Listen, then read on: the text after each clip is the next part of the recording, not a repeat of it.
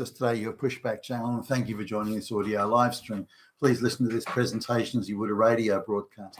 In this essay, I'd like to talk about the issue of how the globalists, whether they use their NGO network or the United Nations or whatever sort of sleazy backroom funding and direction and organisation they use, the globalists will transport large numbers of election influencers to any election anywhere in the world, in any country they can get to influence electoral outcomes. Now,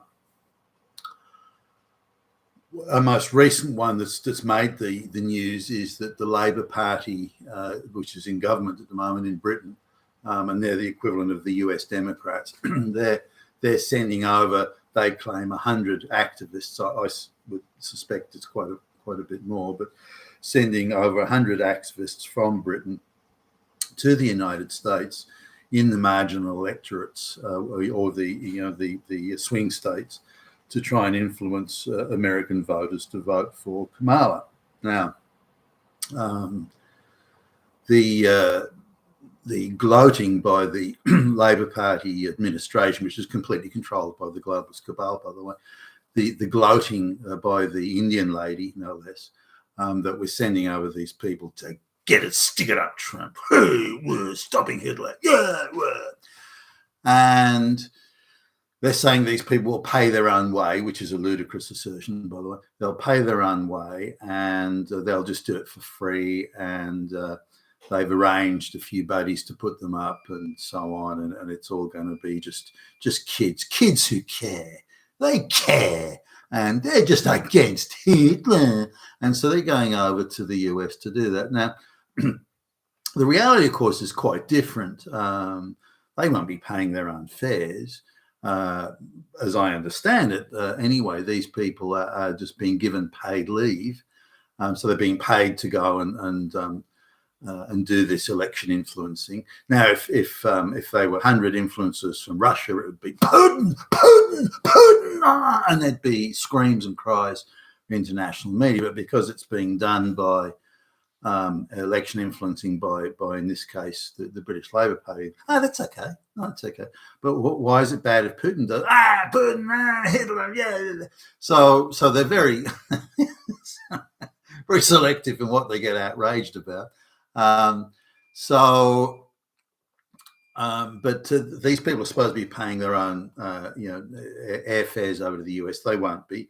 That'll be picked up by an NGO or some other organisation, or they'll be allowed some sort of tax deductibility or something like that. It'll be run through some sort of a charity, so they'll be able to claim tax deductibility on it, or it'll be paid outright. Either one, it doesn't really matter. The British taxpayer will be paying for it in some, again, one form or another.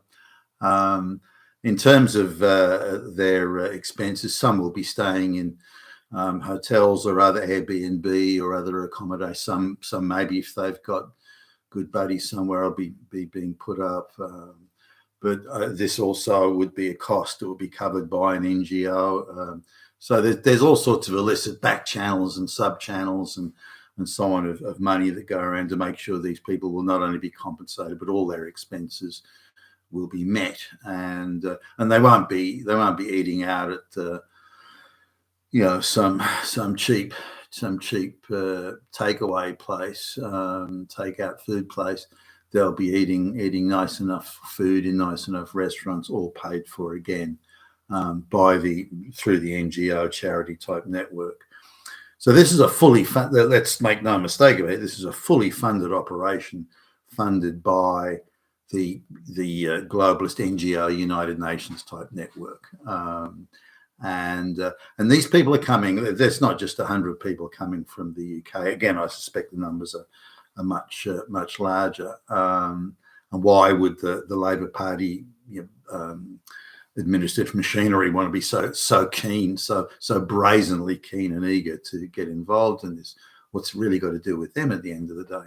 Well, if you're a globalist, then it's got everything to do with it, because you've got to see the world as they would grasp it from globalist leftist perspective, and this means stopping Trump by any means. And these people, by the way, also are the same ones that think it's completely acceptable to rig and fix and stack an election. Completely acceptable. It's completely acceptable to bring fake false charges against Donald Trump. It's completely acceptable to stack the jury. It's completely acceptable to have an activist judge make a decision against him, even though the evidence doesn't support. This is all 100% acceptable. And so they take this view of righteousness while they trample on every law imaginable. But this is their attitude. So now, just to sort of go further, I just want to sort of indicate how wide this is and how long it's been going on for a while. There was one of the largest city councils in Australia, I think the largest actually, and they were starting to push for, and there was quite a bit of agitation for big LGBTQ type activism and laws to be passed, and there were going to be parades and marches and protests for on behalf of LGBTQ issues, and it took on a very international flavour. And now I was only a young guy at this time. I'd have been in my 20s, and I got a plane going from. It's the only plane I got. I remember I had to go to Silicon Valley to do something just before I left the United States. I was there on business. So I had to go to Silicon Valley, and then I was supposed to go back to, I don't know, Texas or somewhere else. That got cancelled. So I ended up trying to get a flight out of San Francisco. And I think I was the only straight guy on the plane. And there was a whole plane load of American and they all seem to be LGBTQ. I thought, what? This just is a random sample. But maybe out of the 300 or 400, however many people were on the plane, you'd expect maybe 10 would be LGBTQ. Okay, San Francisco, 20, 30 maybe, 50 perhaps at the outside. But it seemed like every one of them was. And so I was, so what's going on here? So I was chatting, and there was a council election. At this particular council was going LGBTQ, and these people were all part of an international LGBT, or at the time, really just gay lesbian. The rest of it hadn't come along at that point. So they were there to hand out literature, to hustle people to work in election booths and do vote counting and so on. So this was all prearranged. So the council advertised, oh, we've got to have people to count the vote, or we've got to have people to help with giving out election information, and we've got, and this sort of thing. And so they put all these adverts out in the paper. Somehow only international people were ever given the jobs. So these people had these activists, remember, a plane load of gay, lesbian, mainly gay. There were some lesbians, primarily gay activists on the plane. They were coming to Australia to prearranged fill jobs in a local council in a place they probably never even heard of or knew about or knew existed until that time. I mean, I think some of them, if you said find Australia on the world map, they wouldn't have known where it was. So there's an international activist cabal is bringing out vote influencers and also to do vote counting. I mean, that's seriously suspect. To do vote, they're hardly impartial. They're rabid activists. That could give you chapter and verse of the oppression of gay people and the evil capitalist system oppressing gay. That they had chapter and verse of the victimhood again, the lesbian community was kind of included, but this was primarily a gay gig. And so all these actors, so there's a plane load of actors. Now maybe there are other plane loads of actors, I don't know, but I was quite surprised. How is this happening? Who was paying for these people to do it? Who was paying for their food and accommodation while they were there? Who was transporting them around? Where was all this money coming from? And as far as I can determine at the time, it was a United Nations grant. So the United Nations granted a sum of money to, I assume it was a charity, and the charity was not a charity at all, nor was the grant to do research as it supposedly was. It was to pay for a plane load of fucking activists to go to Australia to ensure that the vote came out in the way they wanted. Now, there was also homosexual activists from South America and Britain and all over the place. Again, I assume this was just maybe people who were tourists and they were there at the time, but in fact it wasn't. What I didn't realise, and certainly the extent of it, was this was a fully orchestrated, fully organised attempt to rig and fix and influence an election. Yet no one talked about it. It was never on the newspapers. Nobody was discussing this. But that's how it was. Now this was, I don't know, 30 years ago, maybe longer, I think. It would have been more than 30 years ago. Now, recently in Australia, there was an election for what was called the Voice. That's sort of the generic term. It was meant to be a black-only special parliament for black-only people, for black-only issues, and they were to have a notional right of veto over all government policy that they didn't like. And the voting to elect the members of this parliament was not open and transparent. So it was a ridiculous, in my view, it was a ridiculous and absurd race grifting, race hustle issue that was, again, another thing that the globalists love to create racial and gender division in all across the West. The globalists absolutely gag and they go rock hard at this thought of spreading social division. So this was, but you can't. The rules are that you can't do that sort of thing in Australia without a referendum, and it was a national referendum, and the people overwhelmingly rejected it, and rightly so in my view. But what I do want to talk about here is just when I was going down to, say, in the local village, the local grocery store, that sort of thing, or even I went to the hardware store a little bit further away, and there was another shopping centre further away again. I went to all over the place, everywhere. There were foreign activists. They weren't Australian. They weren't local people. They were foreign activists from all over the place. Canada, the United States, Ireland, England. There were activists from all over the place that were here trying to influence this election about the black-only parliament. And I thought, where are these people coming from? Because if you just get one or something or two, you go, oh, well, maybe they're just backpackers or something and they wanted to make a few bucks. No, but they're all over the place. They were fucking everywhere. And this seems like everyone who accosted me with going to vote. And they had these lurid stories of, the oppression of the black people. The white people are killing them, eating the babies, tearing the babies to pieces. While they're little girl babies dressed in pink, and the white people, you have to vote for this. That's the only way to stop this evil thing.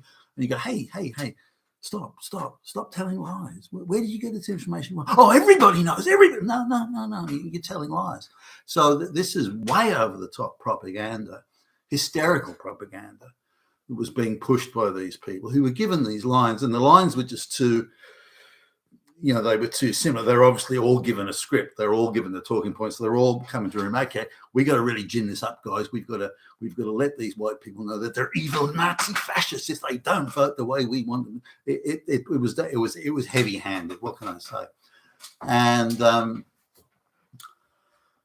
these people, again, were everywhere. So just in my local area, I came across 6, 7, 8 more, given the amount of time they're given. Now, this is like weeks in the lead up to it. So these aren't people that were flown in to do a quick overnight hatchet job or something like that.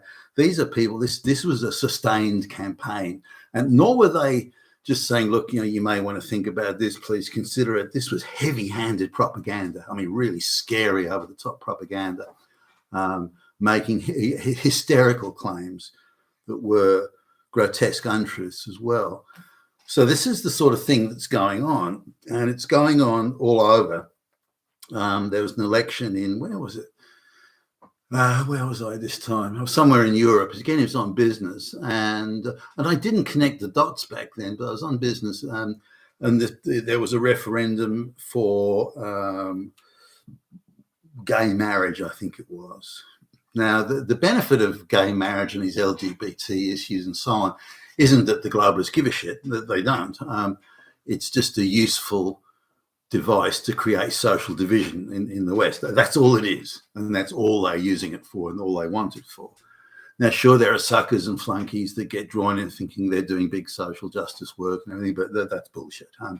So, and again, the people had descended on activists, being flown in, descended from all over the world to try and get this gay marriage thing across the line. It won very narrowly, and I would argue without the influencing and the taking over of the media and all the hit pieces and scare and hysterical media articles and so on, that it wouldn't have got across the line, because it was quite narrow. I would also suggest that given the amounts of voters, vote counters that were also international, that there was some rigging and stacking of the vote as well. I'm reasonably confident that went on. But we need to understand that in the US election that the globalists are terrified that Donald Trump will get up.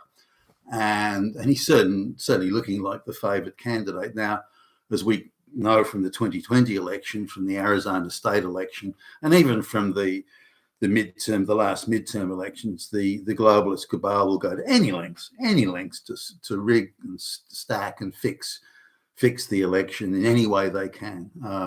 Now, if outright influencing, such as control of the media and that sort of stuff, doesn't work, they're quite happy to go to the next step and the step after that, up to and including assassination, by the way. So, and they've got no qualms about it. Well, we haven't done anything wrong because we're stopping literally Hitler. So we're in the right. But what, killing off your political opponents? You're kidding me, right? What if the other side does it? What if the other side does it? They're Hitler. But what if you do it? Then we're stopping Hitler. So oh, wow, Hitler's really convenient. So this is the takeaway from this vid, is that there is a very well-oiled, well-funded, well-organised, mass influencing squad that can be moved around to anywhere in the world at any time, and they can insert journalists and they can do hit pieces in the media. They can do whatever they want. They can do the vote counting. Now, the thing that got me on the vote counting, this election for the Voice in Australia, the black-only parliament, is we went in to vote to the local election centre or voting centre, and none of the people there, other than the actual presiding election officer, none of the people there were actually Australian. None of them were white. They were all brown, the people in there, and they spoke with heavy accents, like that they hadn't been in the country very long. What were they doing there? Now, this is in an area that's 98% white. What were they doing there? And were they counting the votes? How did they select people like that? They put out an advert, in the local online, job board or newspaper or whatever, to hire, just temporary. It's only for the day, so it's casual type work. They want to hire people to just sort of be operatives in the voting centre, and they can't find any white people, not one. I mean, are you kidding me? In an area that's 98% white. So that was very suspicious in my view. And again, given the mannerisms and the behaviour of the people, then they haven't been in the country very long. Have they been flown in as part of a special sort of influencing vote counting hit squad or something like that? I don't know. But again, that's what's going on right now. So don't think this is grassroots and so on. It's not. It's an organised influencing campaign. And whilst they say the other side's doing it, this is what the globalists do. If they haven't got complete control of the electoral infrastructure, then they use their influencing infrastructure. And this influencing infrastructure, by the way, is very formidable, very well funded, and again, numerous. They can fly in thousands, tens of thousands of people if they have to do the influencing, and it's what they do. You've been a Tassus today, your pushback channel. Thank you for listening.